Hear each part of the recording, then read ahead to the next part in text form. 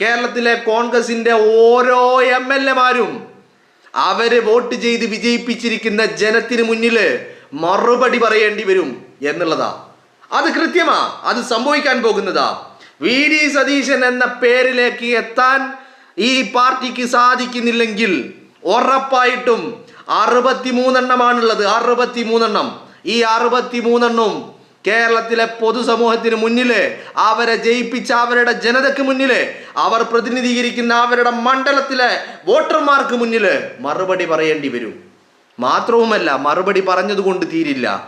ഇത് നിങ്ങളായിട്ട് ഈ പാർട്ടിയെയും ഈ പ്രസ്ഥാനത്തിൻ്റെയും അടിവേര് മാന്തുന്ന ഏർപ്പാടിലേക്കായിരിക്കും നിങ്ങൾ പോകുന്നത് എന്നുള്ള ഒരു ഓർമ്മപ്പെടുത്തൽ മാത്രമാണ്.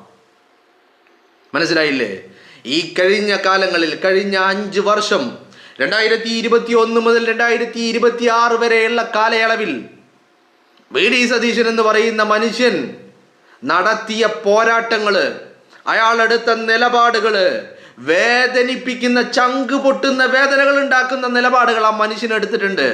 അയാൾ മുന്നോട്ട് വെച്ച കാഴ്ചപ്പാടുകള്, അയാൾ കേരളത്തിന് വേണ്ടി ഉണ്ടാക്കിയെടുത്ത ആശയങ്ങള്, ഇതൊക്കെ പ്രാവർത്തികമായി കാണാൻ വേണ്ടിയിട്ടാണ് 102 എന്ന് പറയുന്ന ഒരു വലിയ വിജയം കേരളത്തിൻ്റെ പൊതുസമൂഹം ഈ പ്രസ്ഥാനത്തിന് നൽകിയിരിക്കുന്നത്. അത് മറന്നു പോകണ്ട.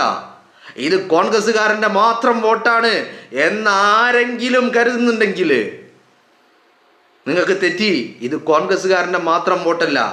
ഇത് VD സതീശന്റെ കാഴ്ചപ്പാടുകൾ കണ്ട് വോട്ട് ചെയ്ത, പാർട്ടിയില്ലാത്തവന്, നിഷ്പക്ഷരായിട്ട് നിൽക്കുന്നവര്, എന്തിന് നല്ല 1-ാം തരം കറകളഞ്ഞ സഖാക്കള് പോലും വോട്ട് ചെയ്തിട്ടുണ്ട്.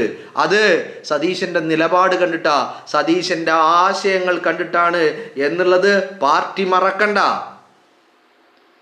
ജനം ആഗ്രഹിച്ചത് ഈ കേരളത്തിനെ കൈപിടിച്ചുയർത്താൻ, അവരുടെ ചിന്താഗതികൾക്കൊപ്പം നിൽക്കാൻ, അവരാഗ്രഹിക്കുന്ന രീതിയിൽ കേരളത്തിൽ ഒരു മാറ്റം ഉണ്ടാക്കാൻ, അതിനു വേണ്ടിയിട്ടാണ് സതീശന് വോട്ട് ചെയ്തിട്ടുള്ളത്. സതീശനെ കണ്ടിട്ട് തന്നെയാണ്.